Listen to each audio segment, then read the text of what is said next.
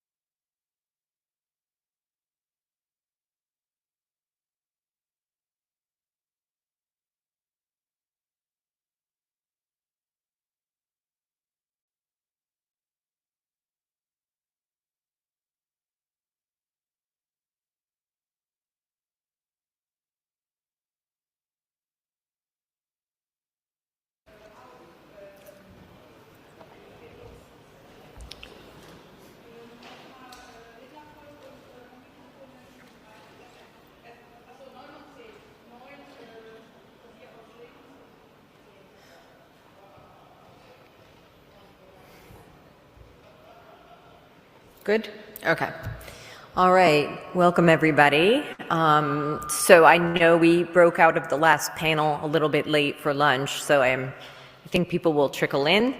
So first I want to say welcome. This is the Commercial Data Providers panel, and I want to give thanks to Mary Beth Neely from GeoAquaWatch for actually coming up with the concept of bringing some of our commercial partners together into an interactive panel discussion with the IOCS attendees. So thank you, everyone, for taking the time.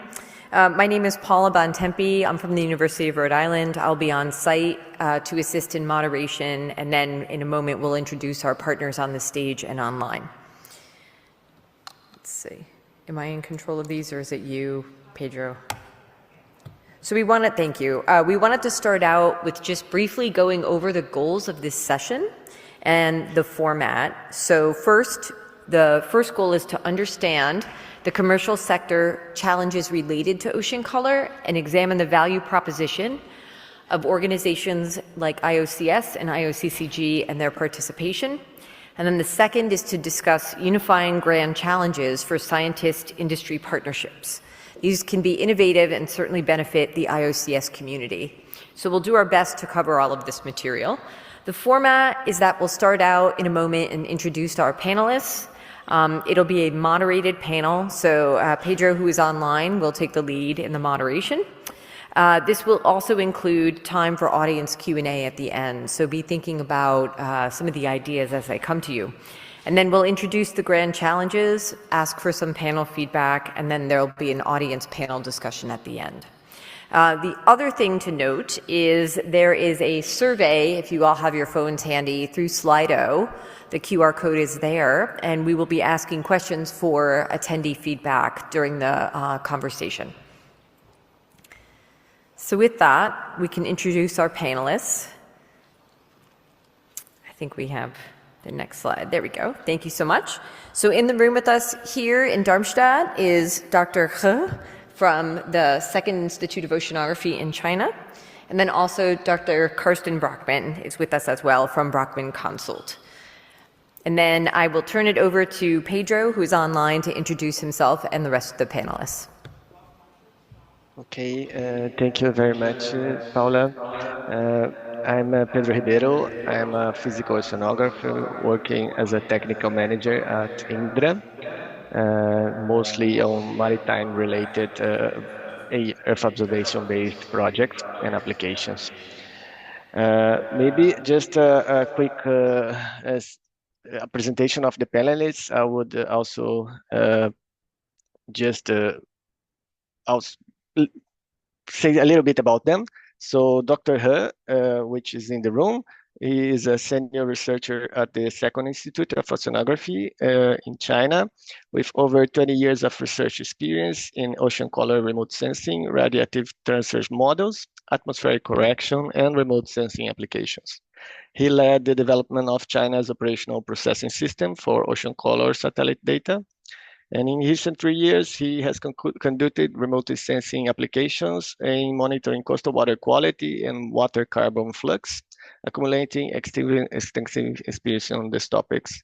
He currently serves as the Deputy Director of the Academic Committee at the Second Institute of Oceanography and is a leading figure in maritime remote sensing in China. And then following, of course, with Dr. Carsten Brockmann, which is the founder and managing director of Brockmann Consult in Germany.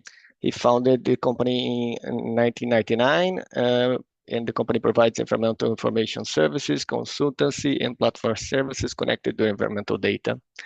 Brockmann Consult is national, international, have national and international customers working with Earth observation on instrument aspects, processing algorithms, and applications.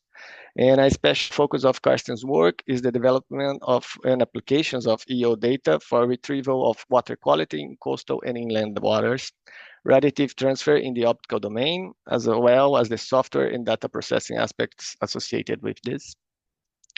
And online, we then have Dr. Thomas Heege, which is the founder of EOMAP. He was former CEO of the company, but has now moved to the position of general director as the company has been recently acquired by Fugro.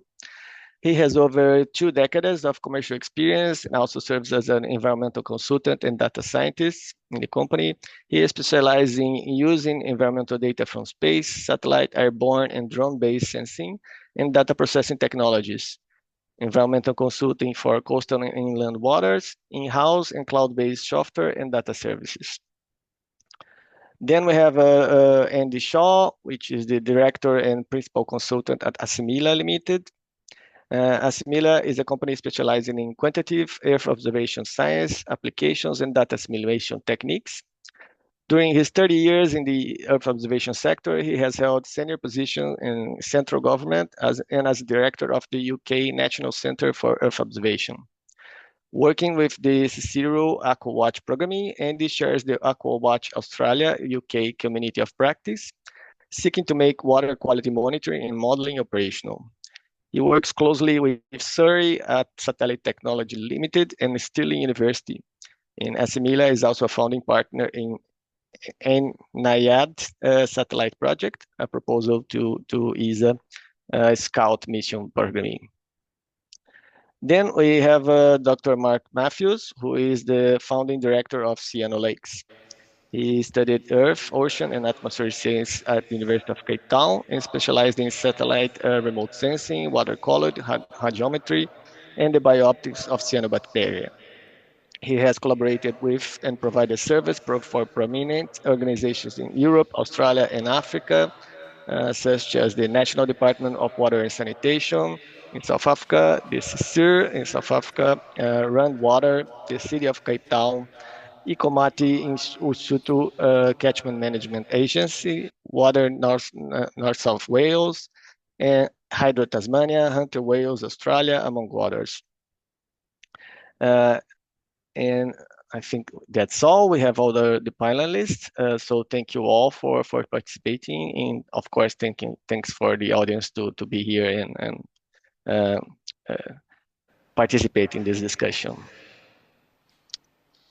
So one more topic on housekeeping. As Paula mentioned, we have this Slido poll ongoing. So please try to access it and answer the questions. We have this quick survey about the audience, where you're from, and this kind of questions. But then we also have the question and answers space where you can put questions. We will start this session now with a round of questions to the panelists, but then we also will try to do some bring some questions from the audience. And in the second half of the meeting, we will discuss the grand challenges, and you also have another poll to answer about the grand challenges. So please connect to Slido, and we'll keep providing some guidance during the meeting. So let's go directly to question 1 and have a round of answers from the panelists. So this is to lead this discussion. Let's try to go over this topic. What does your company find valuable about IOCCG and attending the IOCS meeting? Ideas, partnerships, what are your comments on this? Please try to, in the interest of time, try to be very succinct, because we expect that you try to make your answers in around 2 minutes. So let's start with the participants that are in the room, and then we go one by one and hear some ideas about this topic. So please, Dr. He, can you provide some feedback on this topic? Thanks. Okay, thank you. It's my honor to join this panel discussion. I'm Xianqiang He. So, in my opinion, IOCG play a key role in coordinating, linking the space agency, scientists, and technical, and also promoting the ocean color applications. So it's a very important key role.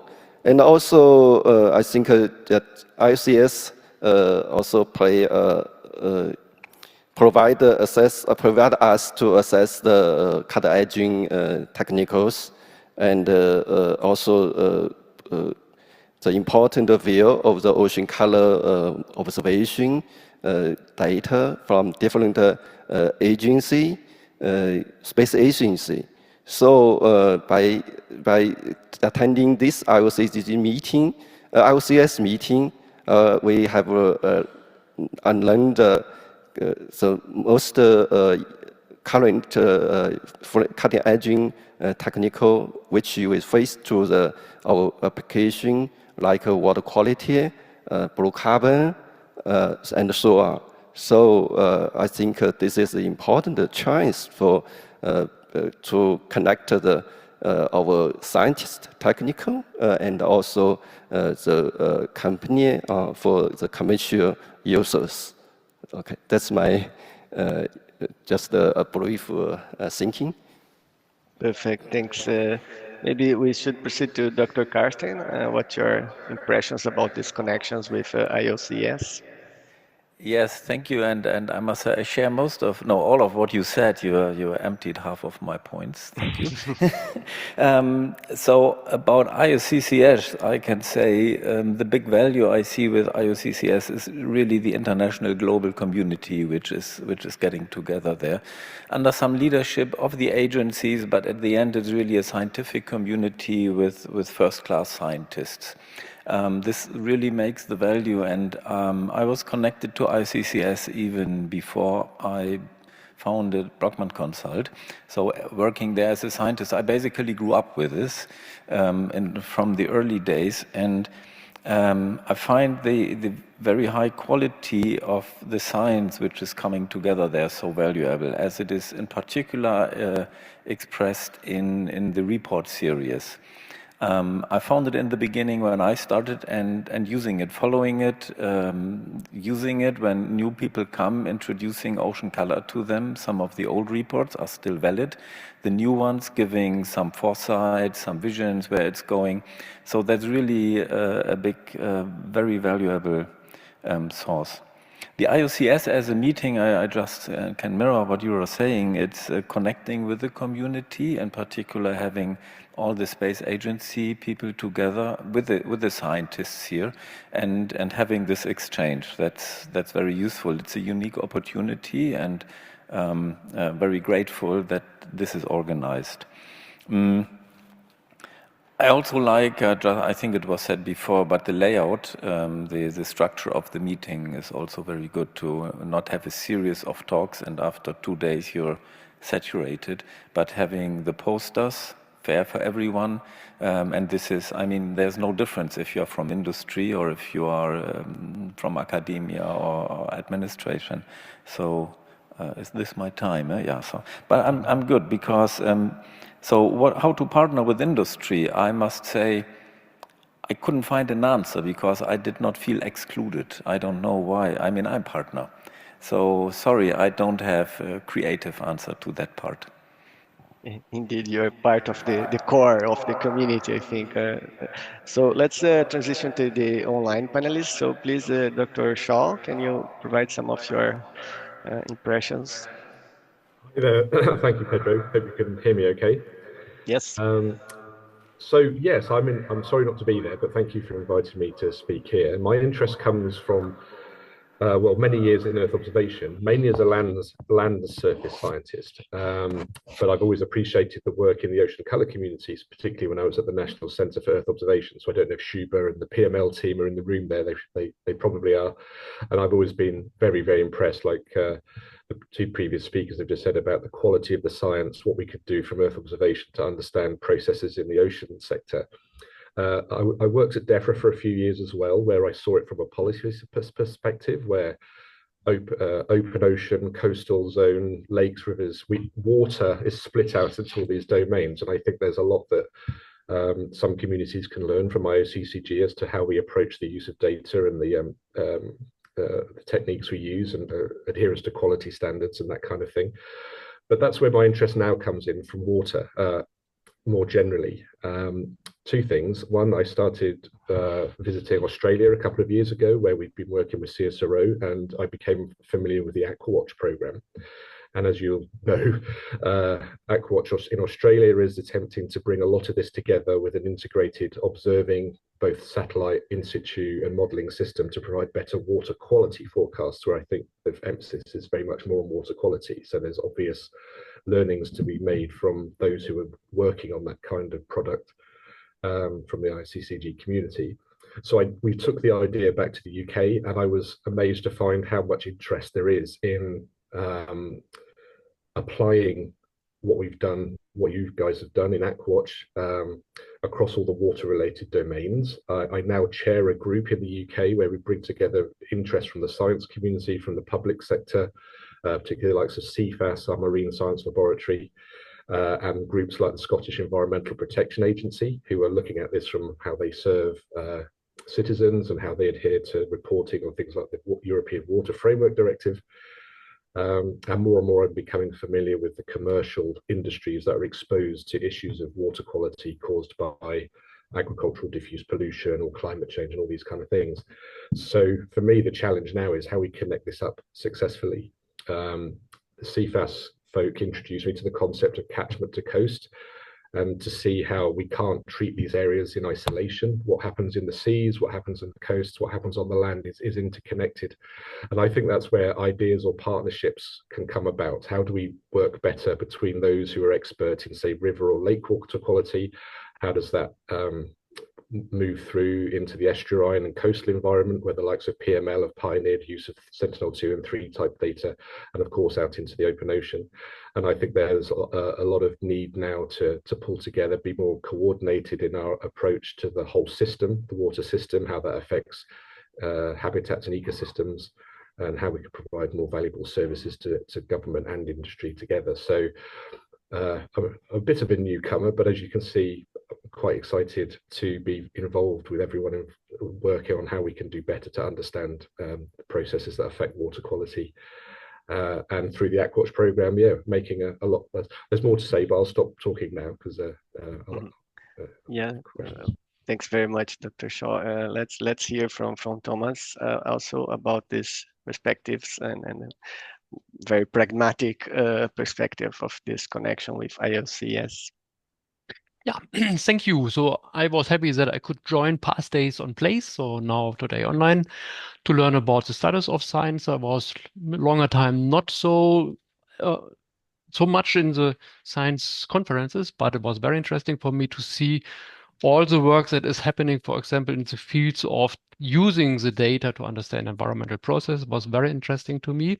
Also the huge in situ measurement improvements and so on. However, we discussed this yesterday already, that the decoupling of industry and science with respect to tech level or service provision targets and level, high resolution, of course, it's not a topic in this community, but it's a topic that is in service by commercial providers, for example.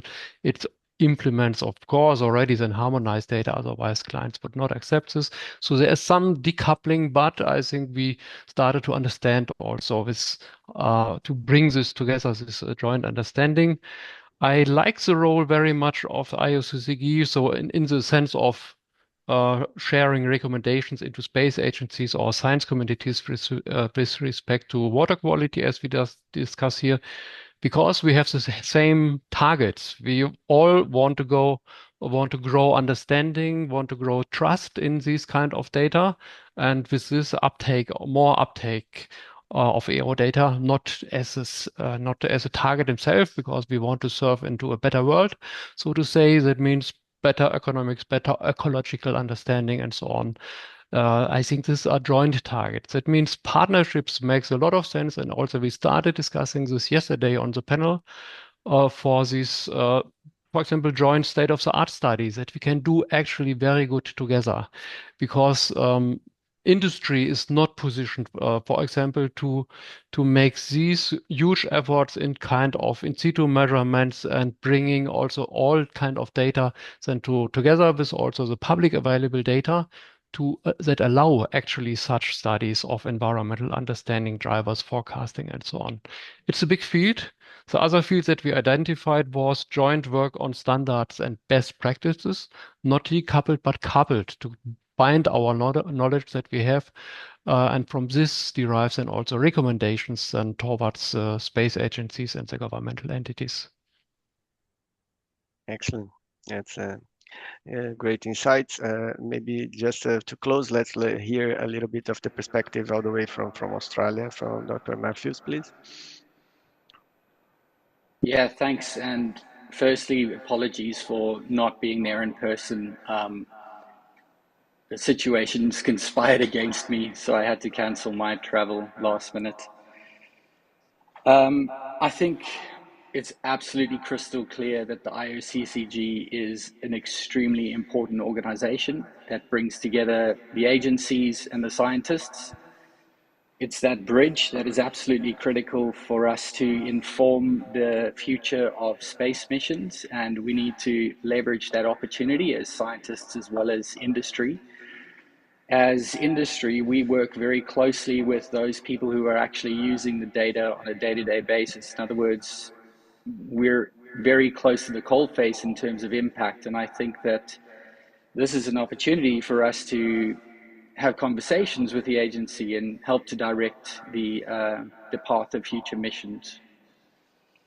I would agree with almost everything that everyone said, so I'll keep this brief, but I think that what is very valuable that Thomas mentioned is state of the art, right? Is the IOCCG producing the report series that Carsten mentioned is absolutely critical to this industry.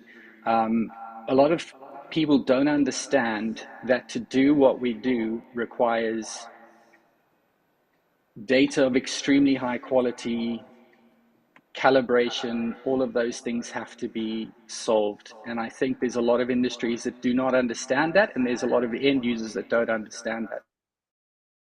So the work of the IOCCG, partnering with the agencies, is absolutely critical, and absolutely we wouldn't be here today if it weren't for the IOCCG, for sure. Thanks. That's quite an interesting perspective on the importance of IOCCG. So let's transition to the next question, which is still, of course, very close in the topic. So which ocean color products or services are in the highest demand? It's missing the word here, the highest demand by your users, and how this might have evolved or is evolving. Are these commercial sector opportunities to support future agents missions, particularly, or how can this commercial sector inform, support these future space agents missions, particularly in ocean color remote sensing? So what are your recommendations? What are your insights that you think would be useful for these space agencies to use in the new missions?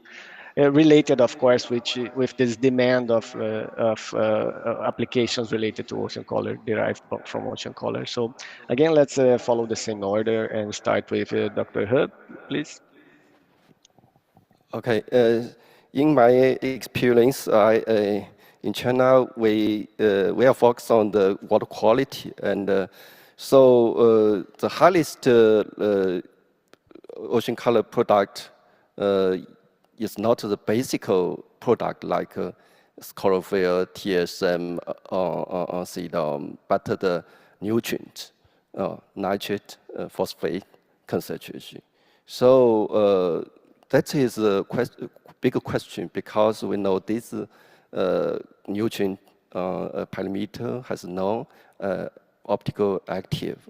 So in the past years, we have concluded this problem by using like the machine learning or AI technique, because we have a lot of in situ stations in the coastal area.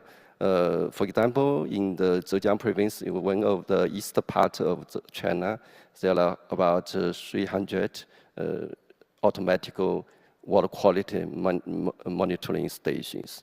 So it's achieved a huge in situ data, and we combine with the satellite like a Sentinel-2 satellite, we can establish a high accuracy algorithm to retrieve the nutrient concentration. So that's solve their real requirement. So that's my experience for how ocean color observation can meet the real requirement. So we cannot limit to the basic ocean color product. That is not really the government they want. So we need the high level product, like a nutrient and also like a eutrophication level, also the evaluation parameters. So that is my experience. In support of the future agency mission, another requirement is the high spatial and high temporal resolution observation data. That is the key for our commercial or industrial application. Because, for example, for water quality, they need a high spatial resolution because it's like the sewage, pollution water from the outfall. We need a high spatial resolution and also higher temporal resolution because this sewage discharge is instance, not continue like the river. So we need a higher temporal resolution. So current ocean color high spatial resolution satellite mission like Sentinel-2. Of course, Sentinel-2 has a relatively higher observation frequency, so it's solved some part of the problem, but it cannot make the daily observation or even higher observation frequency. So China has set up the geostationary ocean color satellite missions, geo-ocean color satellite. So it will fulfill the hourly observation and 25-meter spatial resolution, which will solve the real requirement for high frequency and high temporal, high spatial resolution observation. That's the chance for our industrial commercial use. Okay, that's my thinking. Thank you very much, Yeah. Dr. He. Yeah, go ahead, Carsten. Yeah, take over. Yeah, sorry, I'm too fast. Sorry for No that. worries, go. This was interesting to listen to you, and I think my statement is a bit complementary to this, so not exactly mirroring this at this. When I was thinking about this question, I found that the evolution of user requirements is what was striking. It was Jenny Attila saying it yesterday. It took 20 years to educate the users. We can debate the number of years, but not that it's a decadal question. And this really made a difference. At the end, or in the beginning, it's basically the things we are providing is chlorophyll A and turbidity to name the top two ones. And then, of course, the expectation in the beginning was enormous. And okay, space can solve all our solutions, we can all our problems, we can save a lot of money, we don't need in situ anymore. And it was a long time, it took a long time to establish mutual understanding, mutual education. I mean, we came and said, no, this is what we deliver, and they said, no, this is not what we need. They were also saying we need higher spatial resolution and every day an observation, and we said, no, we can't deliver it. And but we also had to understand their needs. We were sitting on in our ivory tower and thinking they have to adopt what we are delivering. So we have to come closer to their way of thinking. And if they have to monitor a lake and report to Water Framework Directive, and this is one value for the whole water body, okay, this is what we have to deliver and also follow their protocols. So it was a long term of learning from each other. And I think with many of our customers, we have reached this status now, and we can really work closely together. And what we are facing now is to bridge this last mile, that we do the type of filtering, integrating it, that they can directly absorb it into their database systems, which they need to seamlessly integrate it with their existing data. So this is where we currently are and where we're spending a lot of time. What is also quite important is really the visual aspect. I mean, we are producing images, and I'm really in favor of saying it's a measurement. But really, when you convince, in particular, the managers with the money, it is important to show the image, even if at the end it is just one value which you use. So it is also the interface, the graphical user interface here, which comes in addition to when delivering this automatically into database systems. That's really what we're working on. And in terms of parameters, it's still chlorophyll turbidity, maybe Secchi disk depth. It's warning if there is algae or scums, but it's all around this. But it's let's say one step further in terms of delivering data. So opportunities to support space missions from our side, I think there is a lot, because Mark, you said this. We are very close to these customers. And we have to listen to them because they pay us. So we know what they need. And this is feedback that we can give. The requirements which are really needed, and also the feedback on data quality, where they are fit for purpose and where they are not. I think we can do more reporting this at validation team meetings and other parts that we can just provide it from that view angle of what end users need. It might not always be the same, but we think about FRMs, because this is for validating our methods primarily with the data. And users have their own in situ data. But this is a complementary information, and I think we have something to offer here that can be good. And then the second is also give some recommendations, requirements for future missions, that we say, based on our experience, if we would have this, like the higher spatial resolution, but maybe also issues with the striping, which from a theoretical point of view, maybe within the noise limit, but users don't accept it if it, simply speaking, looks ugly.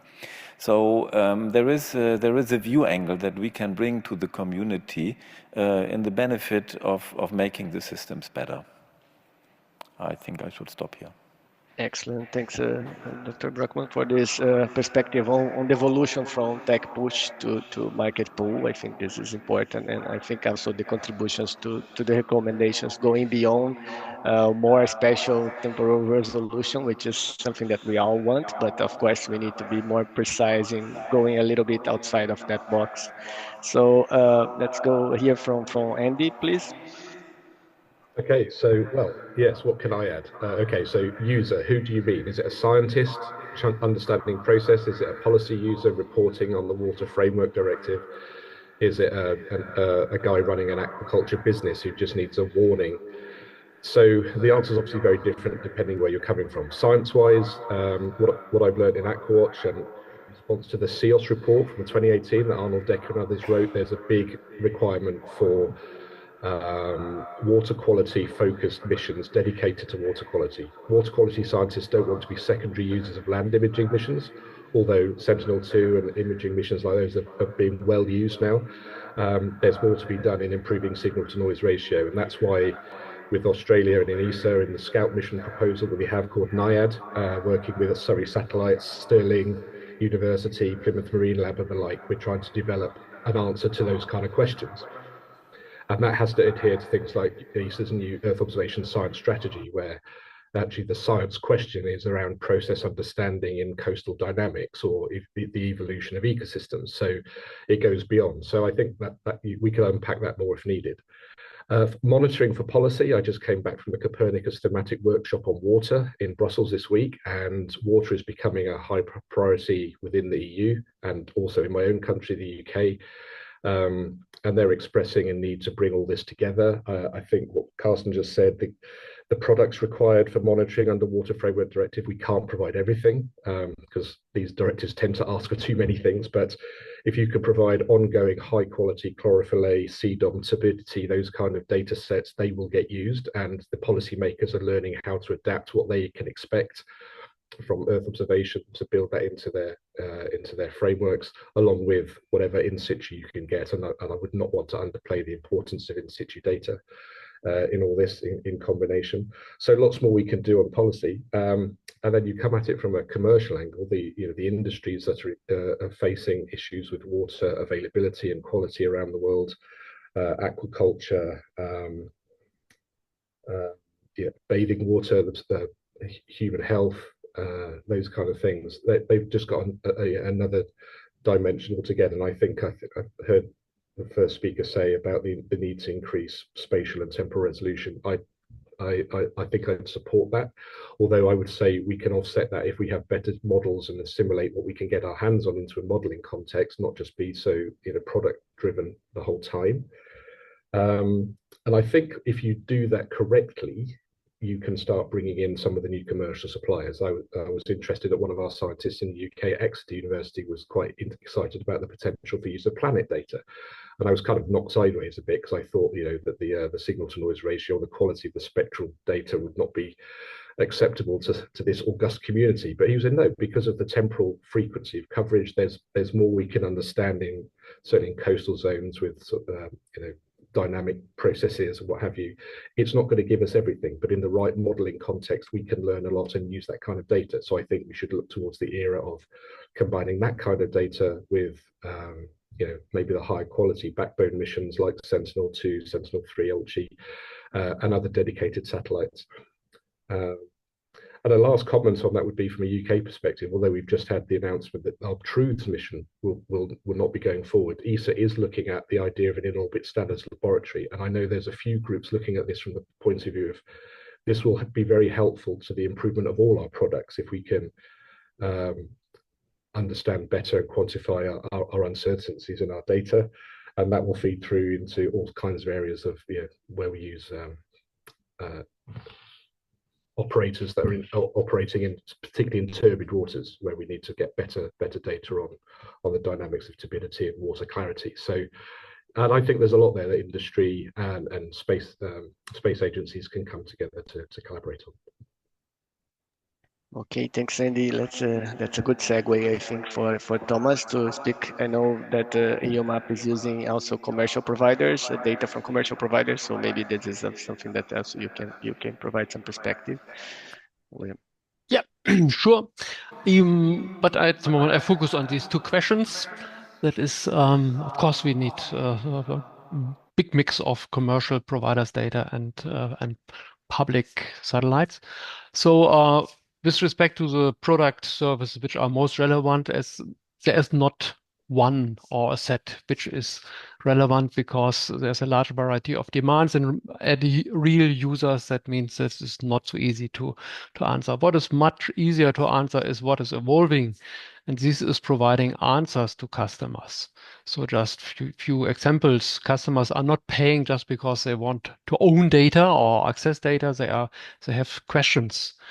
For example, municipalities want to understand how to prepare for changing environmental conditions, water infrastructure, or coastal industry wants to have forecasts about the right conditions next week, in a few days, for industry operations. Bathers want to know bathing conditions not yesterday, but tomorrow. So these are, and that's what we can do with these data increasingly. And that's what I said also before, what is interesting. So second question, commercial opportunities to support space agencies. This is a question of second order relevance for industry. It should not be the relevant question. However, let it be this, because the first question is, the first mission of companies is to serve directly to clients and users.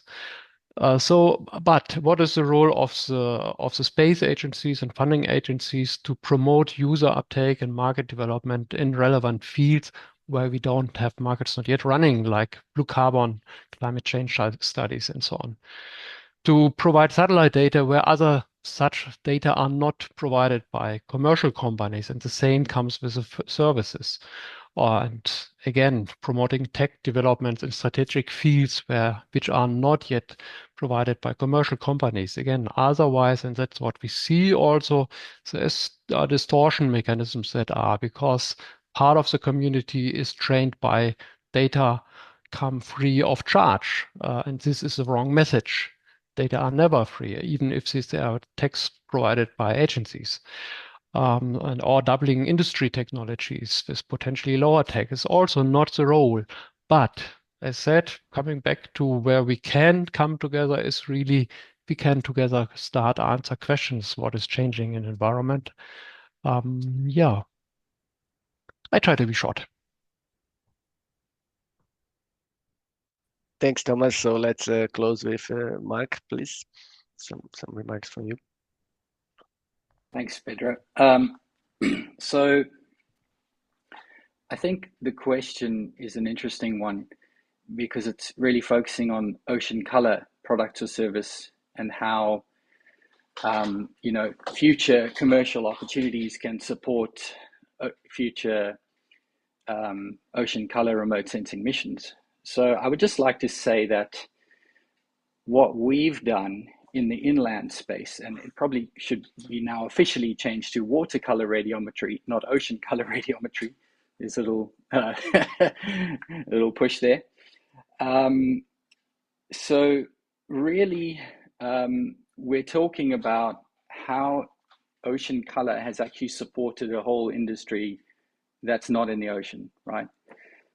Some of it is in the ocean. It's aquaculture, there's corals and seagrass, and then there's a lot of stuff happening on the inland side too, or constrained waters. But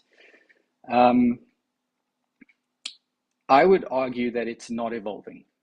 It hasn't evolved. In fact, the industry has barely taken up any of these products that we already have.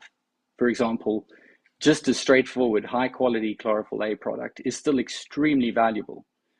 And effectively the agencies are measuring phytoplankton counts, they're identifying species, they want to know what's the dominant species in the water. That's their priority, that's their job.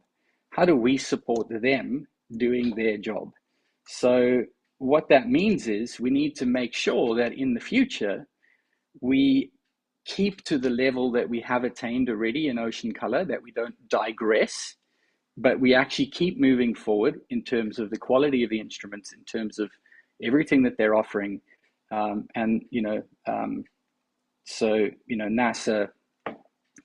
European Commission, all their future missions, really, we need to make sure that we're not actually, compromising any of those things. Like a very high quality fluorescence band is absolutely critical. That has to be a priority. How can we ensure that future land missions are taking on more ocean color priorities or watercolor priorities? So for example, the future generations of Sentinel-2, I know will be influenced more by water related applications. And that's really important. So I would say, where do we go from here? What future commercial applications can support future ocean color missions? I think the big ones, what we learned with the Aquawatch mission with NASA JPL, where we did some studies on, okay, what are we actually doing this for? There's the easy stuff and then there's the hard stuff. So the hard stuff is corals, seagrass, and type, phytoplankton type.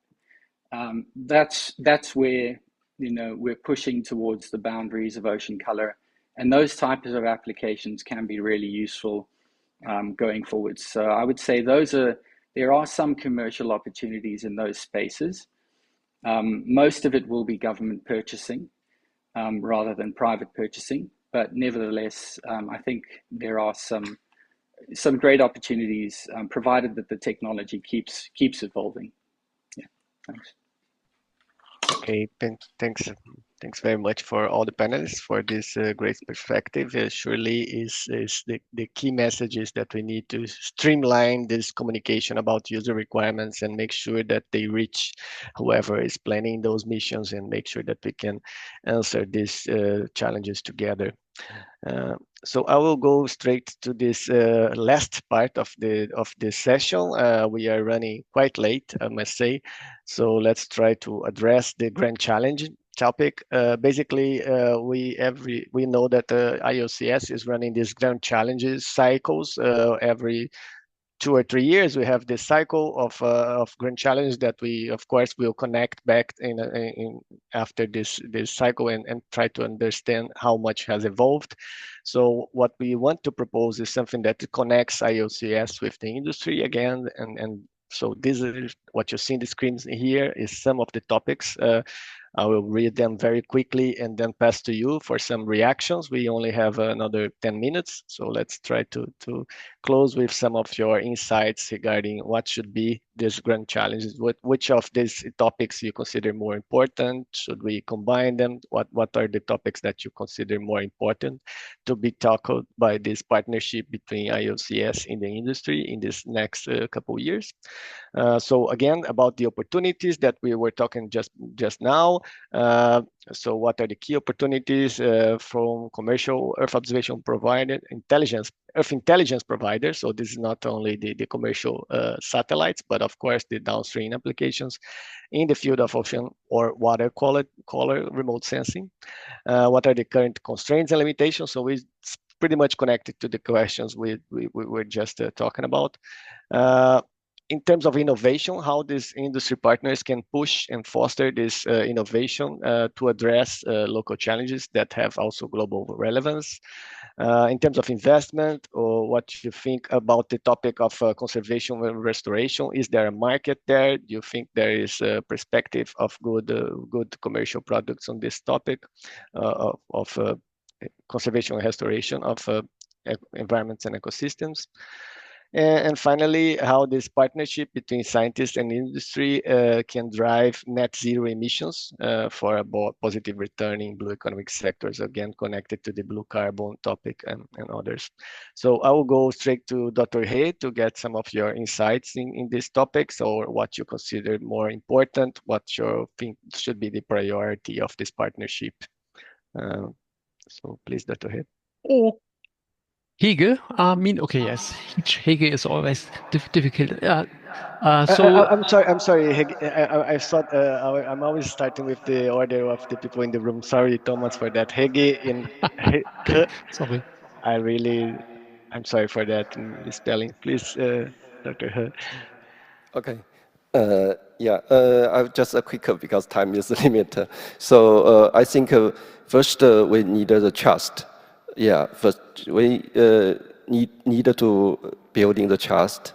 So for the opportunity, when I see, for example, in China, we were building the marine data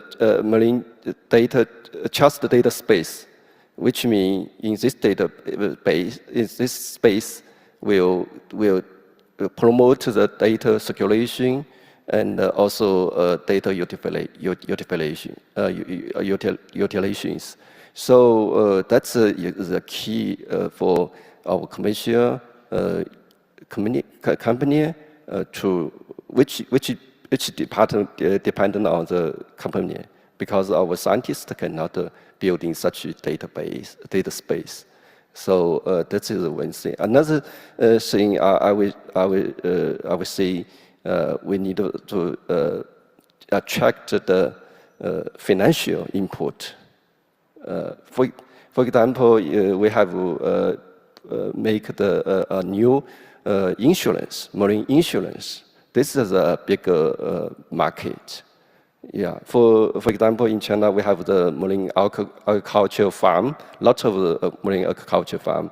They need the insurance, but now there are no insurance available for them, because marine aquaculture is a high risk, and also it's difficult to account the loss. So using the remote sensing data, we have time series data, long time data. So we can set up the index, which means using the index instead of the accounting the real loss. So that makes sense, and which this is my short recommendation. Go ahead, Carsten, please. I was waiting. All right. So grand challenges in 2 minutes, difficult. I would like to focus, and I think as a community as a whole, we are focusing the adaptation to climate change. I mean, this is nothing really new, and we have even legislation, but we have to. And this requires data also in the aquatic remote sensing and aquatic reflectances domain, and water quality parameter, water availability parameters. And I would say this is a key opportunity that we can do better. And this includes what Dr. Heege was just saying. Insurances are interested in, transportation is interested in this, coastal cities are interested in this. So I think it's a whole new field where from science down to industry will play an important role and provide data beyond what we are currently doing. And this is supported with data which are coming. We will have, in Europe, we will have the expansion missions, which give us with SHIME and LSTM at least 2. There is in the active domain other data which complement this, and this needs to be exploited and then used for these key challenges, I would say. And we all need to prepare together for this. Related to this is that we need the properly skilled personnel. And we had it in the previous discussion that, Paula, you were asking this. So are we losing our physics background if we're just focusing on machine learning? I share this to some extent. Looking at many papers and so on, there's plenty using machine learning methods without the proper background of the physics and the biology behind this. This is really a challenge and we need to address it together. I can say we need properly skilled, and this includes both. I know the power of the machine learning, and we are just scratching at the surfaces, exploiting this. But if we don't have the proper understanding of the physics below, we are lost. There's a high risk that the models will produce, not always, but there is a high risk that they produce something which is unrealistic. And even just to detect that this is unrealistic and to have the proper quality control needs this understanding. So we need the properly skilled personnel, and this has to be educated by academia, and we have to work together with academia. We critically rely on this. We are happy to host interns, bachelor, master students. It's good for us, and they also see how is this working in industry.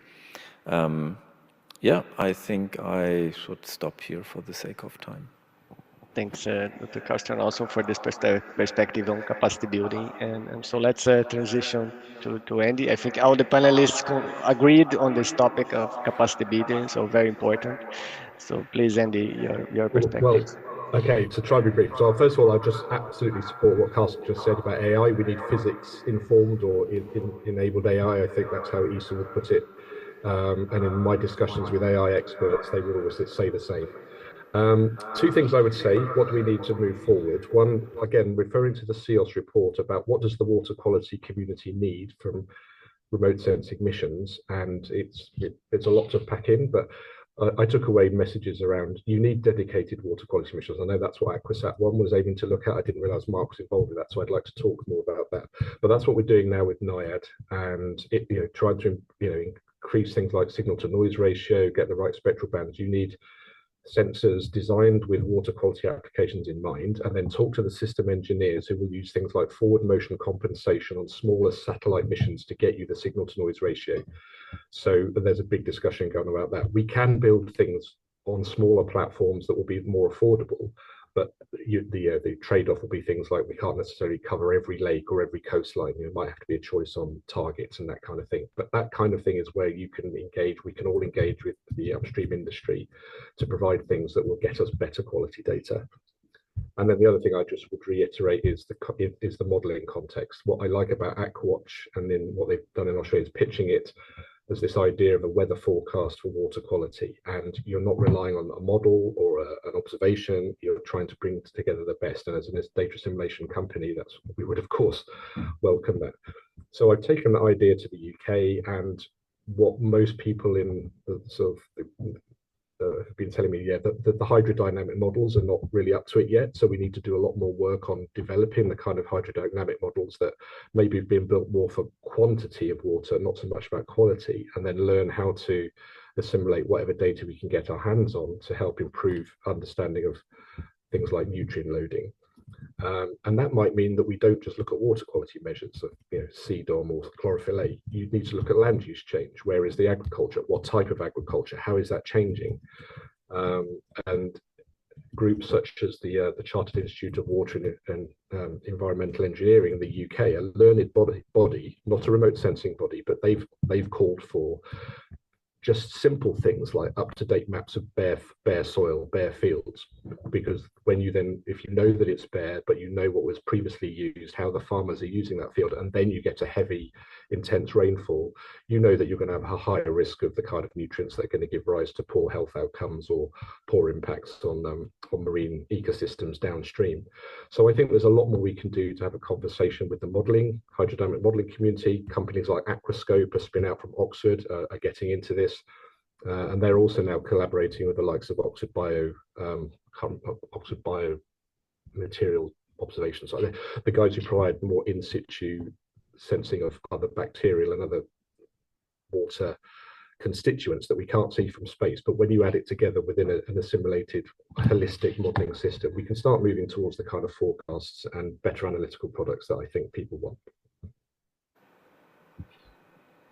Excellent. It's just growing the list of things we need to do.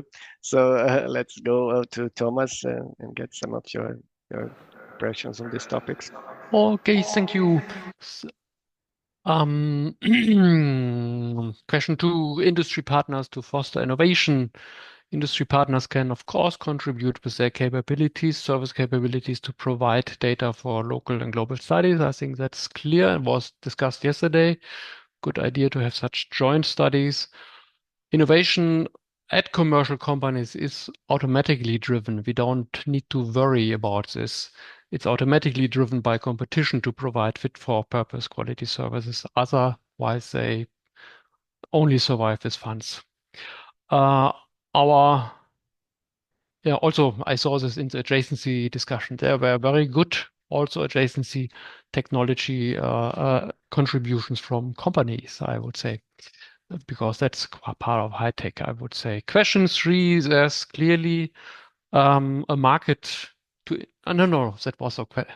Sorry, it's investment. Yeah, but you're right, Thomas. Basically, is asking if you consider this to be an opportunity, a market that's growing. What's the reality? Is it just a hype, or is it something that actually you can sell? Well, we are growing. So we see also for many companies, we see significant markets which are at the moment covered still to a percentage of the opportunities. So that means there is a lot of space. We have work in the future and we have work now. So we have growing work in the future and we have work now to really serve into such needs. So yeah. Question 4 is more or less a fun question. I hope the blue economy losses we have through our rockets, where we have the losses through the rockets are compensated on the gains that we provide with these free emission services, more or less free, as soon as the satellite data are there. Hopefully. Yeah. Okay, let's hear from Mark, please, to close the discussion. Yeah, thanks. I'm not really sure I have much to say on any of these questions. Maybe it's because some of them are kind of beyond my domain. But I do want to take an opportunity to reference Paula's keynote that kicked off this meeting. I did have the opportunity to join that online, and I found it very fascinating. Because it sort of said, well, we can sort of invent the future that we're looking for, and how Ocean Color had really opened up completely new areas of science and understanding. And I think that's quite exciting. And I think that, for example, mentoring, I might be able to say to customer in the future, oh yeah, sure, no, we can give you your vertical profile for phytoplankton in a reservoir. That's like completely unthinkable. Like achieving that, a decade ago, that's just beyond anything that we could have ever thought to say. But Paula pointing out in her talk some of the advances in LiDAR and things like that, which make that potentially achievable. And I think you just have to look at the acceleration of space, satellites being launched. It's unbelievable what's going on. There are enormous pushes in the commercial sector, which I think, are going to be so significant. Videos from space, I think they're a little bit unaware of exactly what I'm talking about, the large commercial companies launching commercial satellites. They're a little bit oblivious to just how hard stuff is in water, but also ML can actually solve a lot of those problems. So maybe with ML we only need a signal to noise ratio of 200, not 1,000. So that's obviously a very contentious issue, and I think we need to do a bit of research to figure out what are those numbers.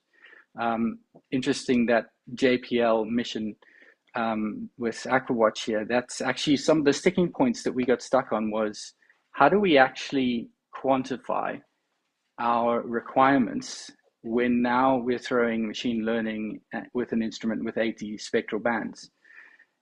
Is it completely changing the game? Do we not need these ultra high signal to noise ratios? So there's a bit of research that we need to do there to really quantify exactly what this is achievable. I think I'll leave it there. Thanks. Perfect. I think it's a very good way of closing the session. It's clear we are living into exciting times, a lot of new technologies, new perspectives rising in the sector. So, and for sure, with those come new opportunities to explore this large market that Thomas has mentioned that is unexplored yet. So I think it's a bright future ahead of us. It's a good perspective.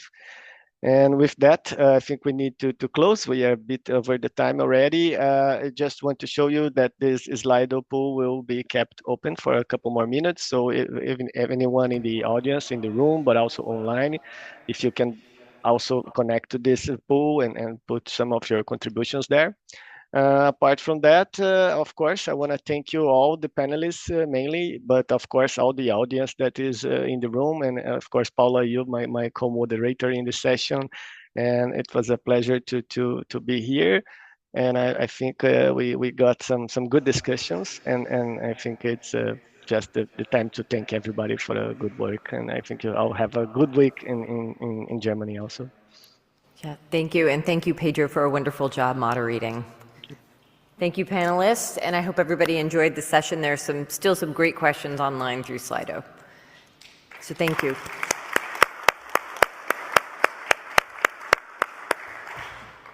Okay, thank you.